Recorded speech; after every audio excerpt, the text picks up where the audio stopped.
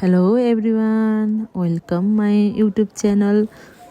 This is me Shobha Rokaye. आज चाहिँ मैले सानो ब्लग लिएर उपस्थित भएको छु। सबैजनाले हेरेर like, comment, share and subscribe गरिदिनु होला। अनि भिडियो कस्तो लाग्छ कमेन्टमा प्रतिक्रिया पनि दिनु होला। आज चाहिँ मैले साथीहरू सिस्नोको रेसिपी लिएर आएको छु।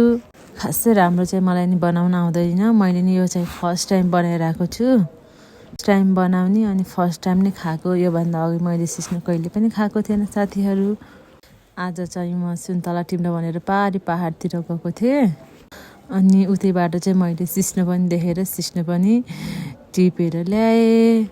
हेर्नुहोस् मैले चाहिँ सिस्नो कसरी बनाउँदैछु।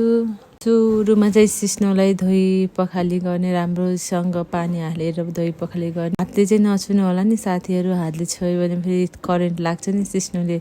मैले चाहिँ यहाँ पुरा राम्रो सफा पानीले धोइसकेँ। त्यसपछि सिस्नोमा हल्का बाक्लो बनाउने भनेर पिठो, यो चाहिँ चामलको पिठो थोरै पानी हालेर चाहिँ यसलाई राम्रोसँग फिट्ने। त्यसपछि राम्रोसँग फिटिसकेपछि चाहिँ सिस्नोसँगै हाल्नुपर्छ यसलाई पनि। हेर्नुहोस् है साथीहरू, मैले चाहिँ ग्यासमा पानी उमाल्न छोडिसकेको छु। पानी पनि भक्कभक्की उम्लिसकेको छ। तातो पानीमा चाहिँ सिस्नोलाई राख्ने, धोइ पखालेर राखेको सिस्नोलाई। त्यसपछि त्यसमा थोरै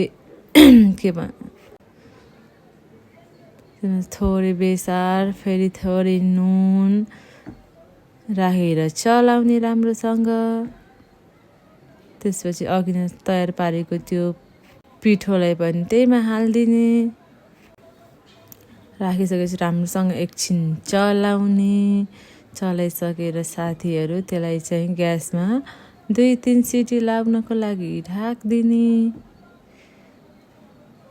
अब 2-3 सिटी लागेपछि ग्यासलाई राम्रोसँग मेरोमा चाहिँ 2-3 सिटी लाग्यो राम्रोसँग।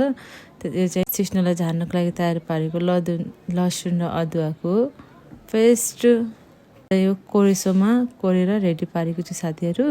यता अब यतिको पाक्यो 3 सिटी लाउँदासम्म। अब यसलाई राम्रोसँग चाहिँ के गर्नुपर्छ, चलाउनु पर्छ। यसलाई घोटेर हल्का हल्का मसिनो पार्नुपर्छ साथीहरू।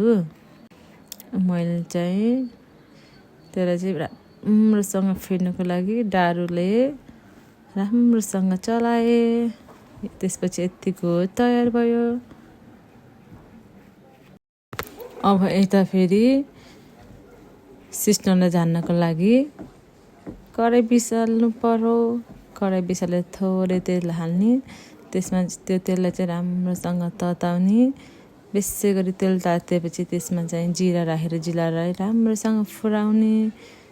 जिरा यतिको भइसकेपछि त्यसमा चाहिँ लसुन र अदुवा राख्ने। त्यसलाई पनि राम्रोसँग भुट्ने। रातो नहुन्जेलसम्म त्यसलाई भुट्ने साथीहरू। अब चाहिँ जिरा, धनियाँ, जिरा यतिको चाहिँ रातो भएर भुटिसकेपछि त्यसमा चाहिँ अघिको सिस्नो राख्ने। साथीहरू हेर्नुहोस् त कति मिठो देखेको। यसलाई चाहिँ मैले अलि मिठो बनाउनको लागि थोरै घिउ पनि राखेर त्यसमा राखिदिएँ। ल अब राम्रोसँग चलाउने, त्यसलाई मिक्स गर्ने। ल अब रेडी भयो साथीहरू। अब चाहिँ मैले थोरै भात र 1 कचौरा सिस्नो राखेर खान स्टार्ट गरेँ। साथीहरू हजुर पनि खानुहोस् ल। मैले पनि खाएँ ल साथीहरू। मलाई चाहिँ एकदम मिठो लाग्यो साथीहरू सिस्नो। हजुरहरू कसलाई सिस्नो मनपर्छ कमेन्टमा भन्नुहोस् ल। मेरो भिडियो हेरिदिनु भएकोमा सबैजनालाई धन्यवाद। Thank you for watching. अब चाहिँ म अर्को नेक्स्ट भिडियोमा आउने छु। त्यति बेलासम्मको लागि हजुरहरू स्वस्थ रहनुहोस्, मस्त रहनुहोस्, व्यस्त रहनुहोस् साथीहरू। Tata bye by.